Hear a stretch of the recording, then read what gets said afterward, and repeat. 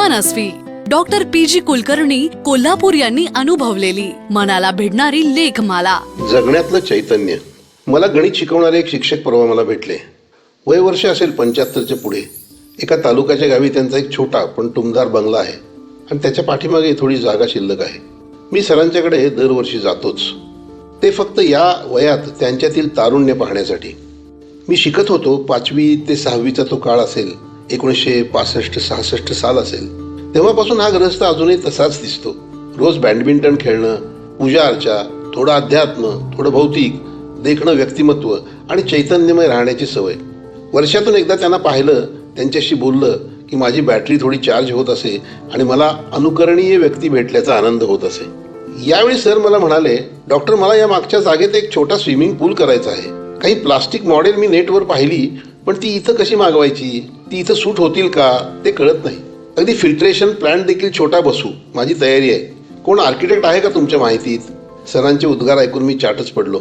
वय वर्ष 76, भाग दुष्काळी आणि स्विमिंग पूल मला काही कळेनासच झाले.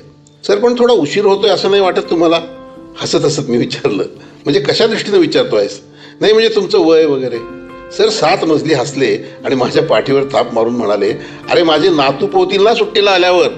मी असाच एक छोटा पूल बांधण्याचा अनेक वर्ष डोक्यात संकल्प घेऊन बसलो आहे. त्यात तज्ज्ञ असलेला आर्किटेक्ट मीही शोधतो आहे आणि मीही नेटवर कधी कधी छोटे पूल बघत असतो. तरीही सरांचा हा या वयातला उत्साह पाहून मी यावेळेस चकित होऊन गेलो. मी सरांच्याकडून गाडीतून परत असताना माझ्या मनात अनेक विचार येत होते.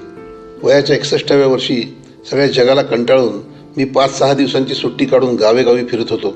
मला शांतता, आनंद आणि माणसाचं खरं प्रेम या दुष्काळी भागातच मिळत होतं. या सुट्टीची शेवटची भेट सरांची ठेवली होती. 76व्या वर्षी स्वतःला नाही तर नातवंडांना पोहण्यासाठी स्विमिंग पूल बांधण्याची इच्छा प्रकट करणारे माझे सर मला बरंच काही सांगून गेले. माझी सुट्टीतील सफर त्यांनी स्वर्णमय केली. निर्मिती ही स्वतःपेक्षा दुसऱ्यांसाठीच जास्त असते आणि निर्मितीसाठी वयाची अट नसते. ती कुणासाठी आणि कशासाठी असेही प्रश्न नसतात.